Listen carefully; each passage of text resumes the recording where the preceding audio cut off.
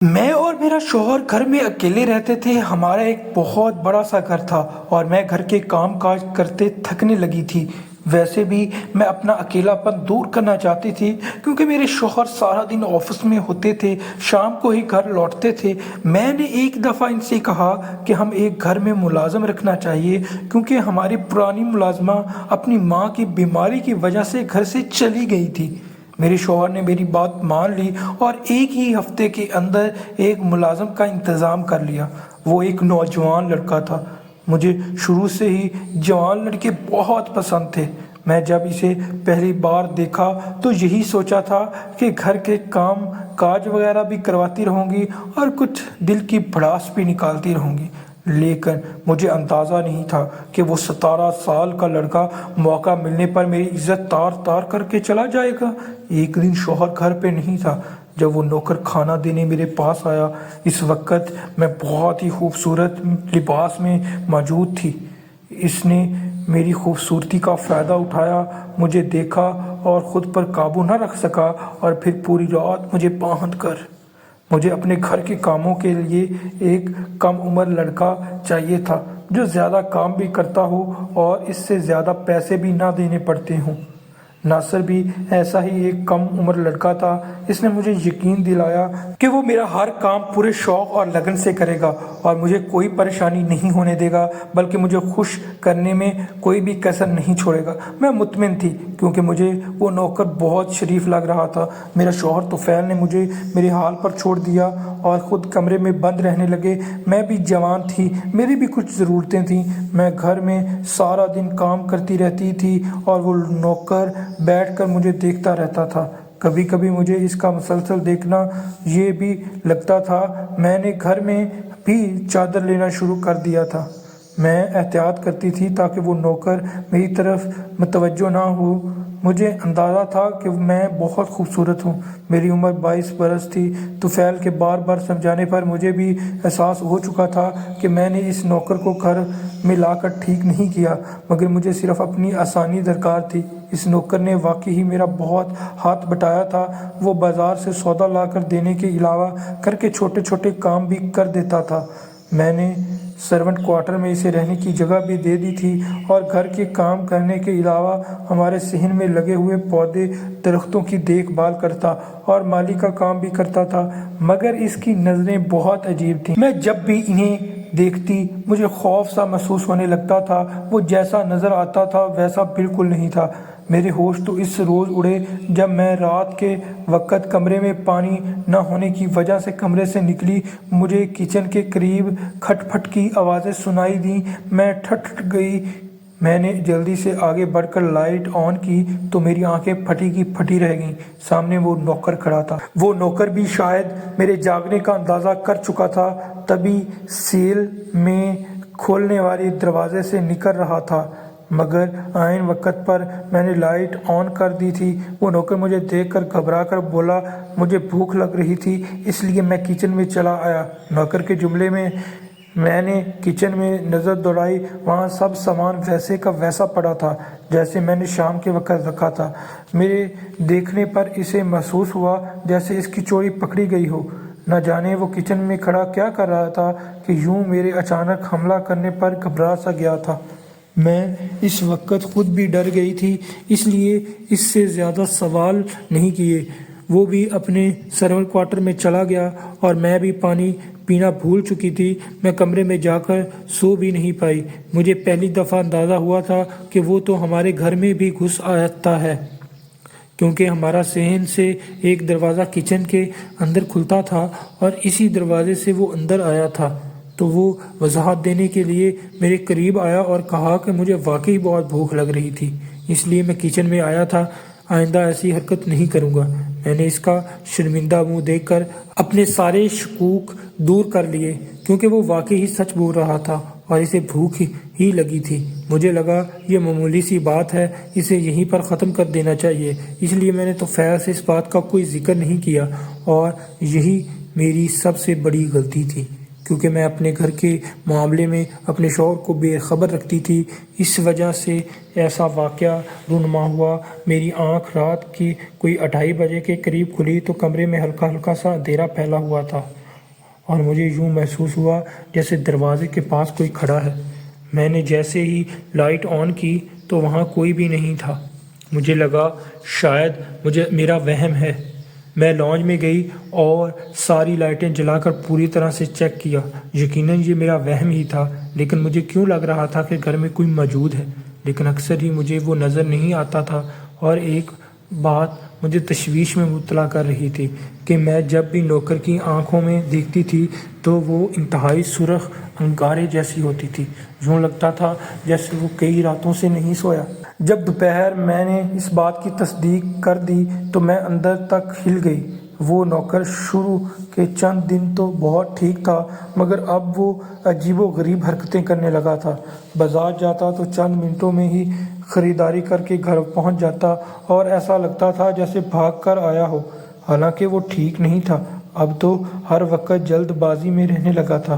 مجھے اس کی عجلت پسندی میں حیران کر کے رکھ دیا تھا، مگر اس سے کوئی سوال نہیں کر پا رہی تھی۔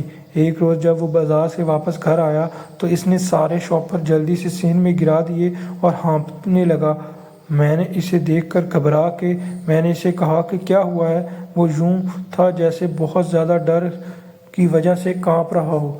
میرے پوچھنے پر بولا کہ میں بہت زیادہ تھک گیا ہوں کیونکہ باہر گرمی بہت تھی۔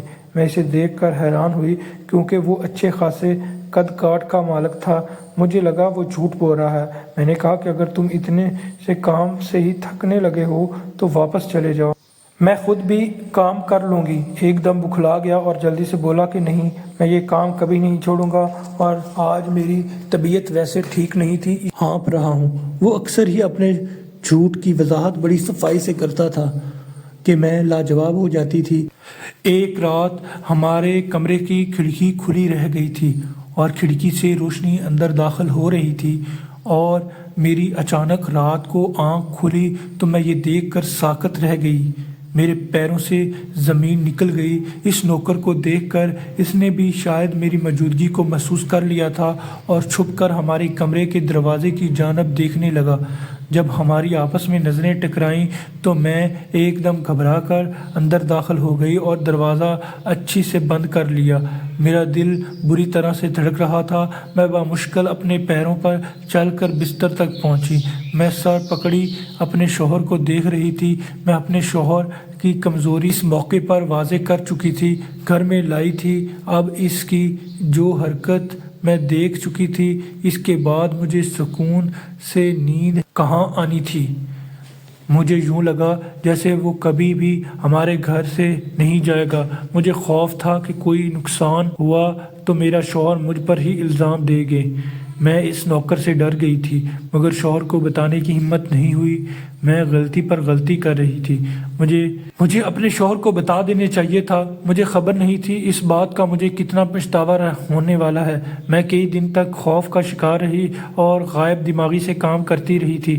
میں اپنا رویہ اس لڑکے کے ساتھ بدلنے لگی تھی۔ میں چاہتی تھی کہ وہ میری بے رخی سے خود ہی بدل ہو کر ہمارے گھر سے چلا جائے، مگر وہ بدل ہونے کی بجائے میرے آگے پیچھے گھومنے لگا۔ وہ تو کوئی بہانہ ڈھونڈتا تھا میرے قریب آنے کا۔ میں کہیں بھی کھڑی ہوتی وہ میرے پیچھے پیچھے چلا آتا۔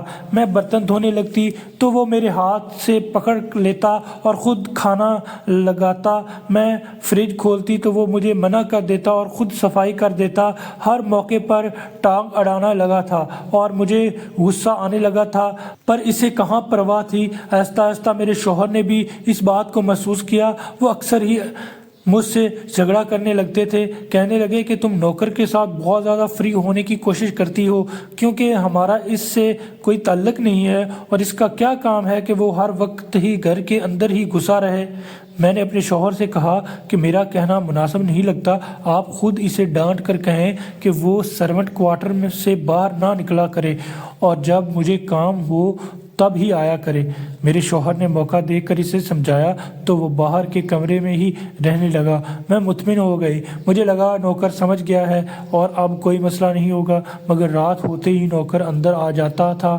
میں نے 2-3 مرتبہ راتوں کو اس سے گھر کے اندر والے پورشن میں دیکھا تو میں نے ایک روز دن کے وقت بہانے سے اس نوکر کو بتاتے ہوئے کہا کہ راتوں کو میرے شوہر کو وہم ہونے لگا ہے جیسے ہمارے گھر کے پاس کوئی آتا ہے، شاید کوئی چور ہوگا۔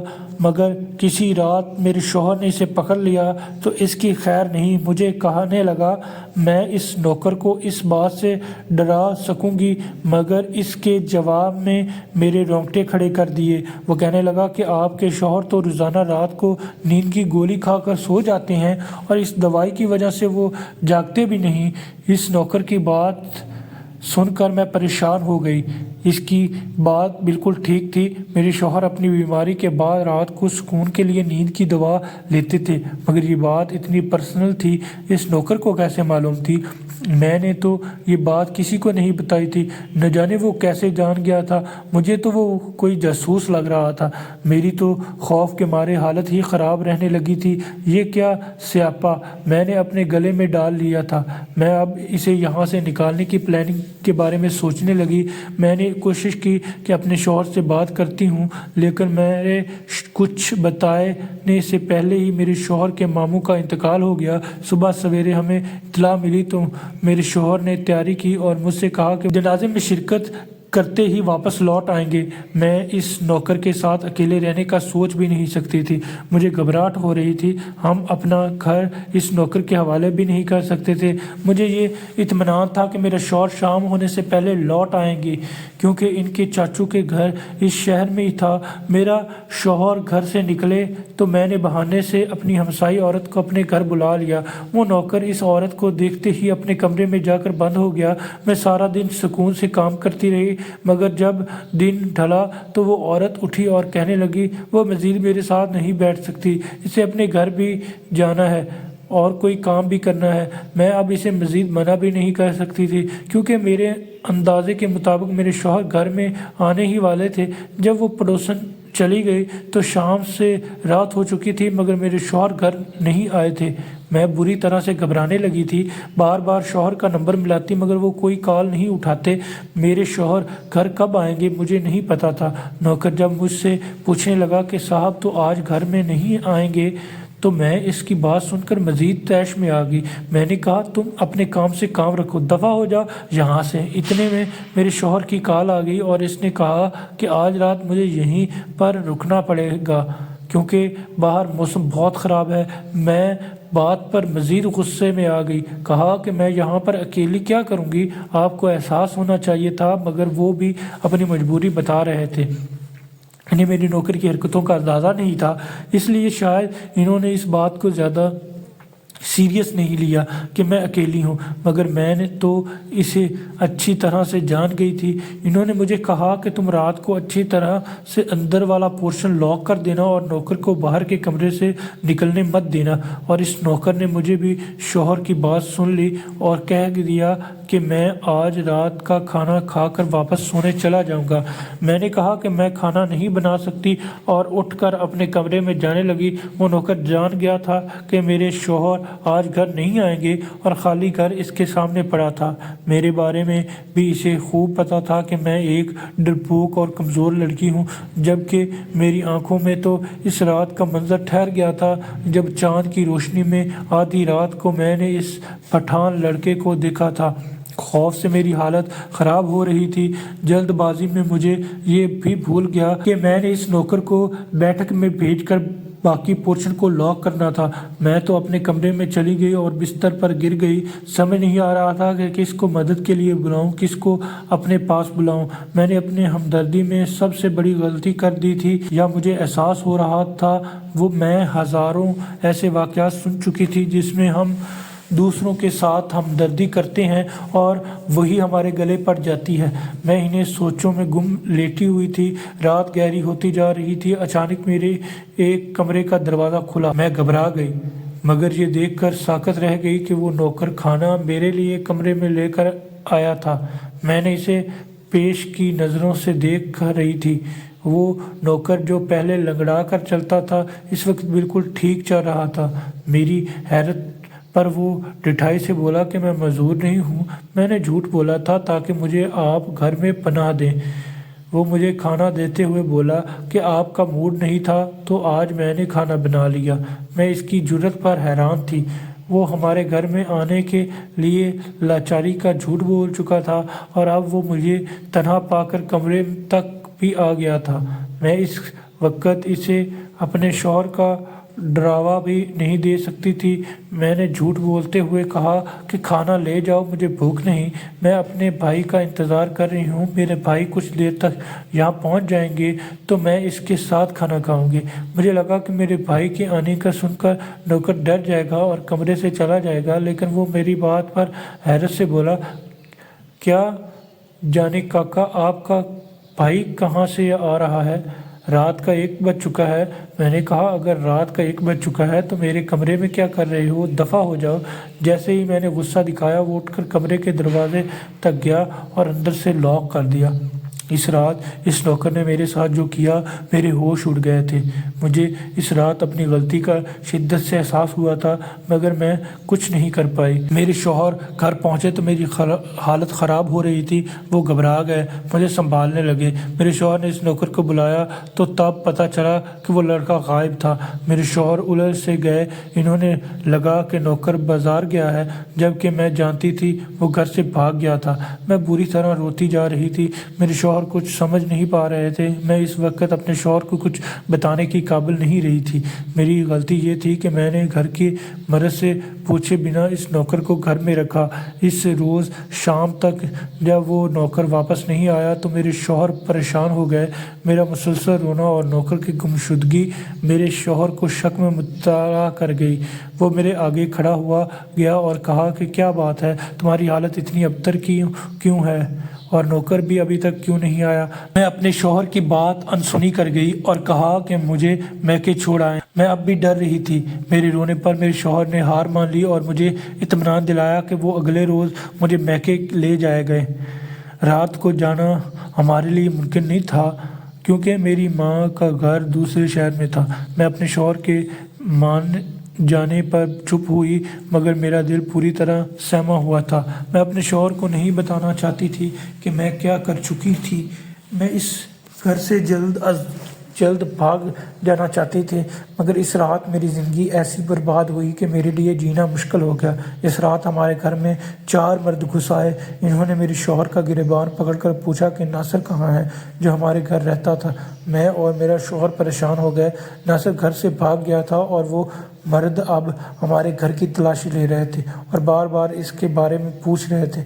मेरे शौहर ने तो सच बताया जो कहा था कि ना सिर्फ कल तक हमारे घर में था, मगर आज वो गायब हो चुका है। हम खुद भी नहीं जानते कि वो कहाँ गया है, मगर इन्होंने मेरे शौहर की बात पर ज़रा भी यकीन नहीं किया। बोले कि तुम्हें पैसे का लालच है, इसलिए तुमने इसको छुपा कर रखा है। मेरे शौहर के पल्ले तो कोई बात पड़ी ही नहीं थी।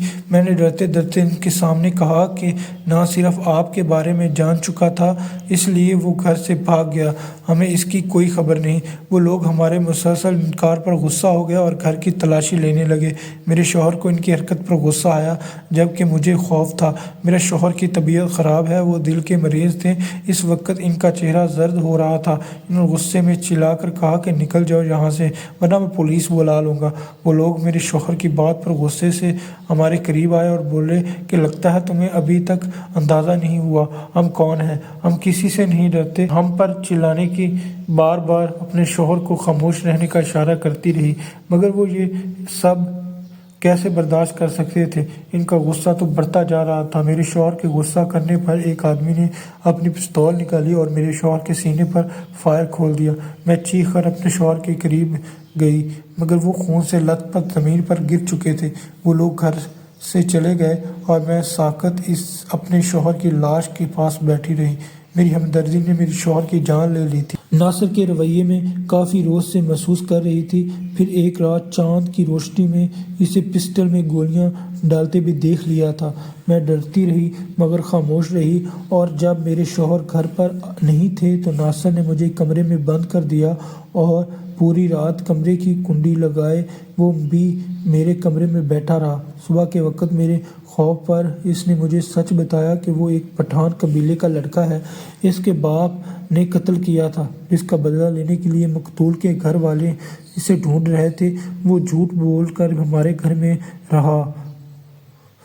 रातों को उठकर वो अंदर आकर छुप जाता, और क्योंकि इसकी जान को खतरा था और इसे बार बार खौफ सताता था कि कहीं वो इसे ढूंढ न लें, जब भी वो घर से बाहर निकलता बाज़ार वगैरह जाने के लिए तो एक دفعہ وہ اپنے دشمن کی نظر میں آ گیا اور پچھلی رات بھی وہ اپنے دشمن کے خوف سے بچنے کے لیے کمرے میں بند رہا، مگر صبح ہوتے ہی معذرت کر کے چلا گیا کہ وہ اپنی وجہ سے ہمیں نقصان نہیں پہنچانا چاہتا، لیکن وہ گھر سے بھاگ کر بھی ہمیں نقصان پہنچا گیا تھا۔